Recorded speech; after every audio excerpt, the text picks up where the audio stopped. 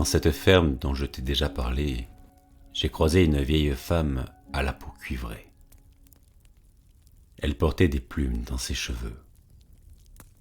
Elle parlait du sol, de la vie des êtres qui s'entraident sans chercher à s'entraider, et du chant des oiseaux. Elle m'a dit quelque chose que je n'ai pas cru, que je n'ai pas réussi à croire, ou que je n'ai pas compris. Elle m'a dit que si nous pouvions manger chaque jour sur cette terre, c'est parce que nous étions aimés, aimés très profondément. Elle m'a expliqué cela par des mots, elle m'a montré les secrets des plantes, elle m'a parlé d'un équilibre que je ne voyais pas. Alors, puisque je ne comprenais toujours pas, elle m'a raconté cette histoire.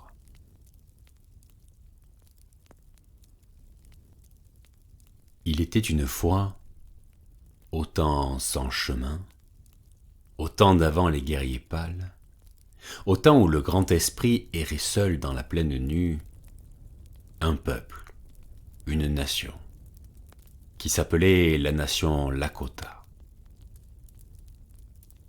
Ceux, donc, de la nation Lakota, firent leur feu un jour d'été au bord d'une jeune rivière.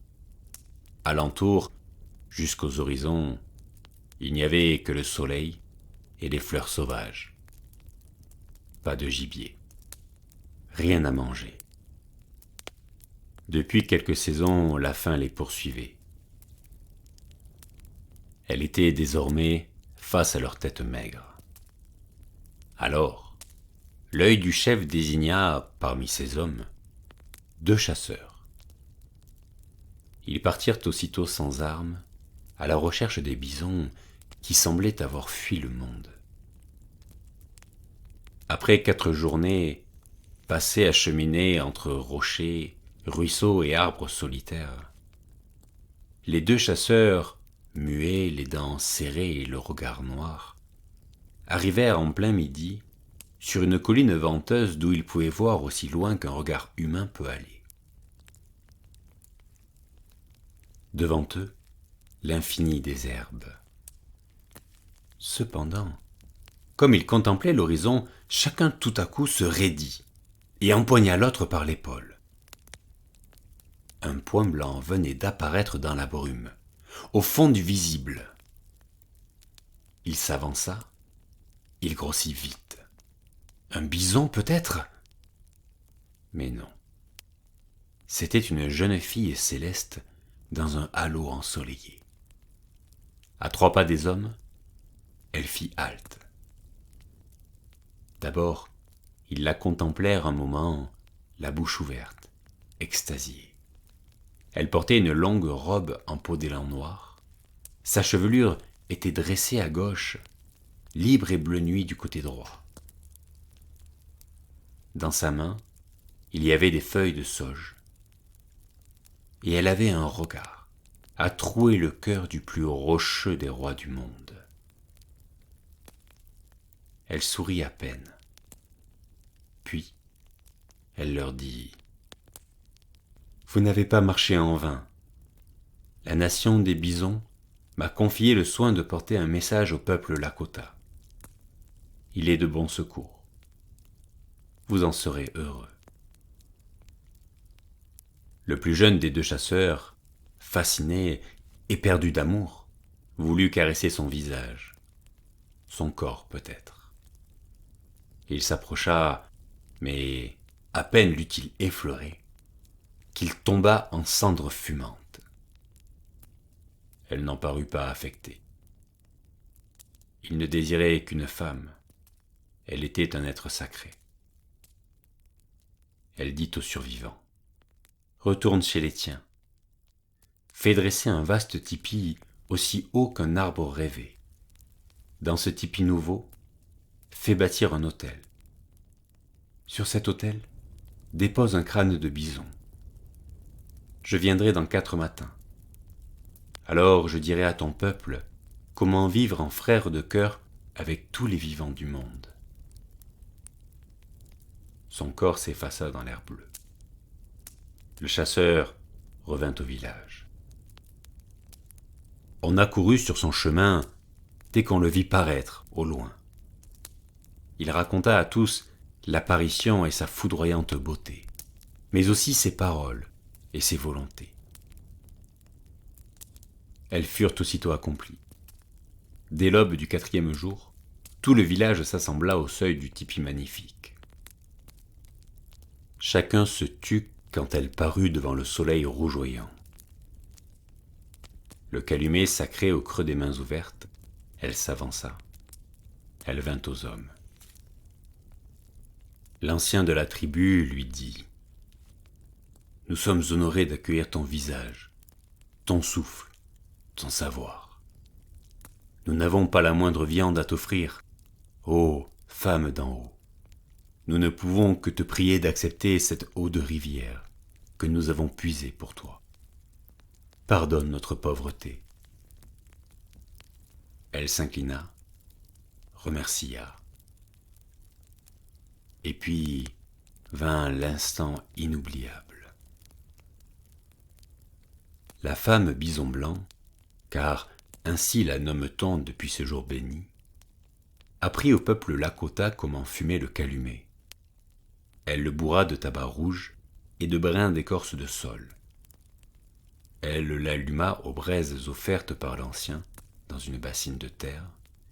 Puis, autour de l'autel, elle se mit à tourner comme le fait la vie sans fin, du matin à la nuit, de la nuit au levant. Et tous, dans sa fumée, perçurent émerveillés la présence du grand esprit. Alors, elle dit à l'assemblée : « Par le feu qui rougeoie dans la pipe sacrée, soyez la prière vivante qui plaît à grand-père d'en haut autant qu'à grand-mère d'en bas. Soyez le pont qui unit tout, terre et ciel, oiseaux et bisons, fleuves, rochers, forêts et plaines. Nous sommes une seule famille, enfants du temps et de la vie. » Et puis aux femmes, elle dit ces mots. « Vous êtes filles de la terre, autant utiles à vos tribus que vos chasseurs et vos guerriers. Votre corps leur a donné vie. Ils sont les fruits de votre sang. N'oubliez pas d'en être fiers. » Enfin, penchée sur les enfants, assis en rond, le nez levé, elle dit : « Respectez vos parents, ils nourrissent vos bouches. Grandissez en savoir, en courage, en bonté. Un jour, vos mains tiendront à leur tour le calumet des sages. Qu'ils vous guident sans peur, dans la vie infinie. »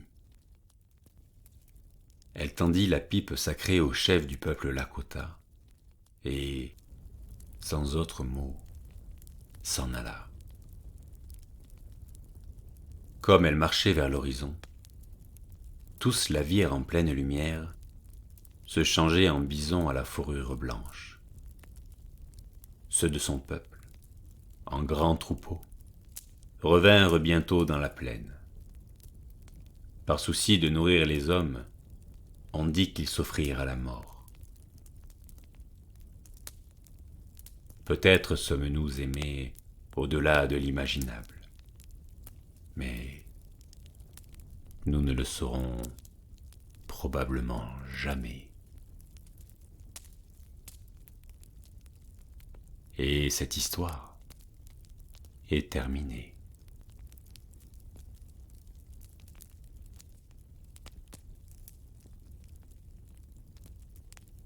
Pensons-nous seulement à être touchés par toutes ces choses qui servent, soutiennent et enrichissent notre vie? Ces petits équilibres merveilleusement ajustés au battement du sang de nos veines, de cet air dans nos poumons, de cette eau dans notre gorge, de cette nourriture dans notre ventre. Ces petits airs de rien qui réchauffent nos oreilles et enchantent nos yeux. Et si nous étions vraiment aimés au-delà de tout, par toutes ces choses, tous ces êtres, auquel nous sommes si habitués? N'y a-t-il pas là une source qui pourrait emplir notre cœur et ce vide qui étreint parfois l'âme d'un être seul?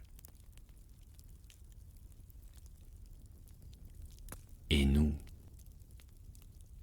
les aimons-nous en retour? Y pensons-nous seulement? Où est-il, notre lien à ce qui vit pour nous? Est-il présent? Est-il brillant? Est-il vivant? Et si pour se sentir aimé par ce qui vit, il nous fallait commencer par aimer ce qui nous fait vivre?